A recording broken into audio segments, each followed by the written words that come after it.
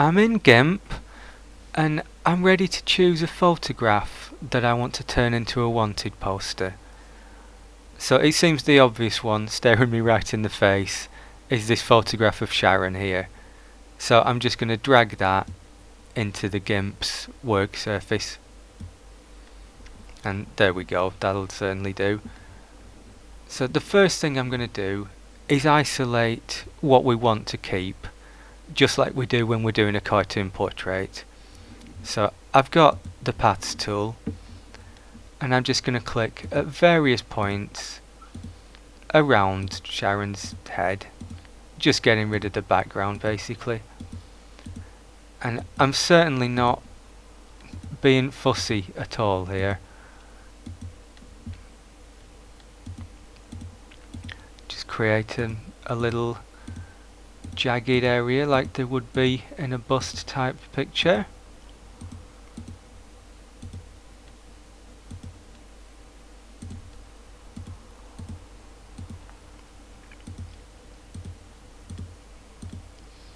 And then pretty much follow her hair up to join the top again.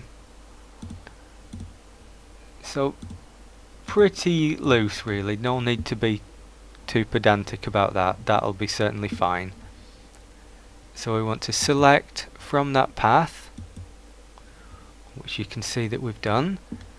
Now we want to invert that selection so that we've selected everything outside that path. And I'll just click delete on the keyboard. So I'm going to select none to get rid of the marching ants, and just click any tool, the move tool will be fine to get rid of those anchor points. So that's great.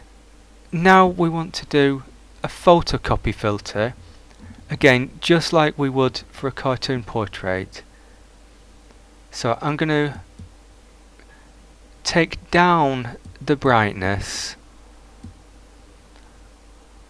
and I'm going to raise the contrast because that makes it work better. So I'll accept that as being fine. And now we want filters, artistic and photocopy. And we'll just look around this area to check that it is as we want it to be. And yeah, I would say that is pretty much exactly what I would want it to be. So I'm going to click OK. And there we are. Now we can make it a bit darker if we want to by going to Colors and then Curves.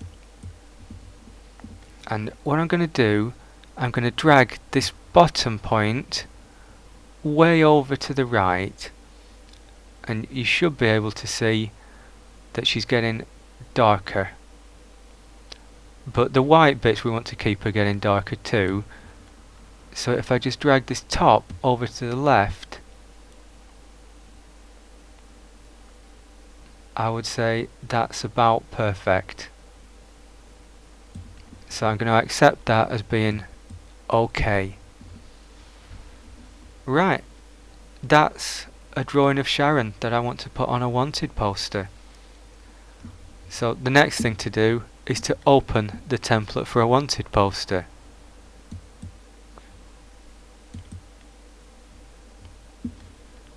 And I'll find those in this wanted files poster inside a wanted file, and I want this one, wanted poster.xcf. So I'm going to open that, and it's gone behind Sharon, but we can easily bring it to the front. And as you can see, it's basically just a crumpled up piece of paper that I scanned in to the computer. And these two layers here are to make it look aged, as though you've been carrying it around in your back pocket for 3 months or something. Now the clouds are just like bits of dirt that have got on the piece of paper, and the crack layer is pretty self-explanatory. It makes it look old, torn and cracked. So basically those two layers just make it look older and dirtier than it really is. But we don't want them turned on yet, because we've got some more layers to add to this picture first. And the first one of those is going to be Sharon. So we want to edit and copy. So that picture is now on the clipboard. In fact, we don't need it anymore because it's on the clipboard, so let's close it. And no, we won't save it. And now we want to edit and paste as a new layer.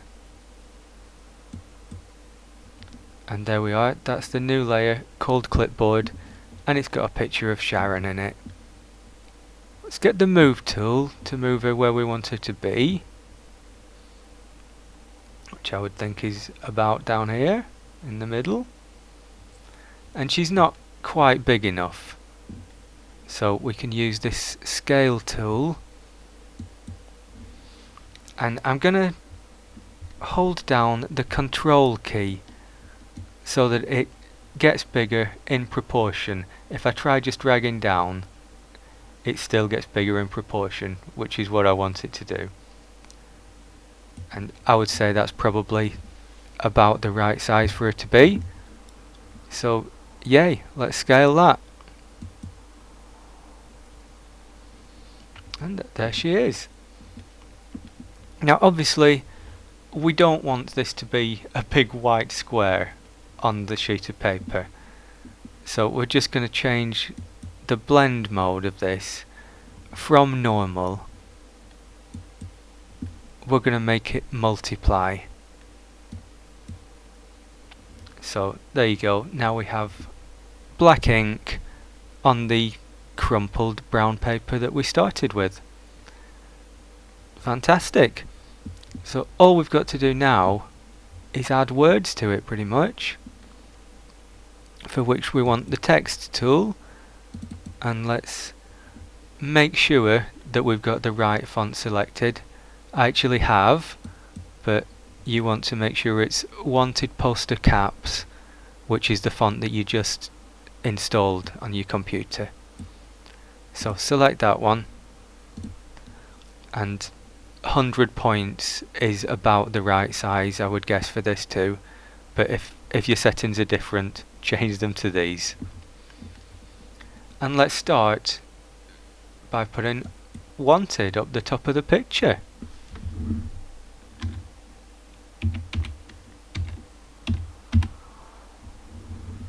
So, yeah, that's good. Wanted, it's about the right size.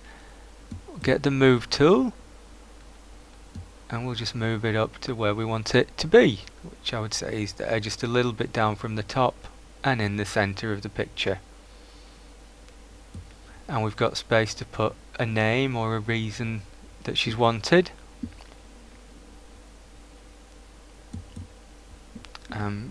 Let's go down here and we'll put a reward, or the fact that there is a reward.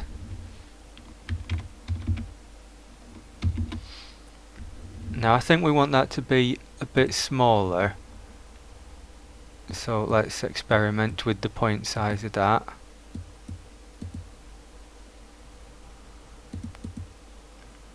Something like that I would say is probably about right. So that was 78 point. Get the move tool and move it up to just there, just underneath where the drawing of her finishes. And let's say what the reward is.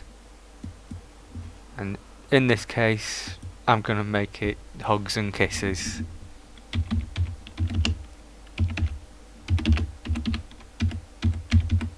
Because I don't think that can offend anybody.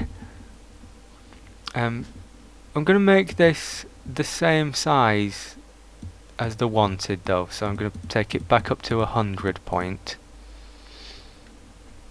Which looks good, and we want the move tool, and there we go. Wanted, reward, hugs and kisses. And if we wanted to put a name in there or a reason why we want to, we certainly can do. That would be absolutely fine. And then we turn on the clouds and the cracks layer, and there you go. It looks like an old wanted poster, doesn't it? Fantastic!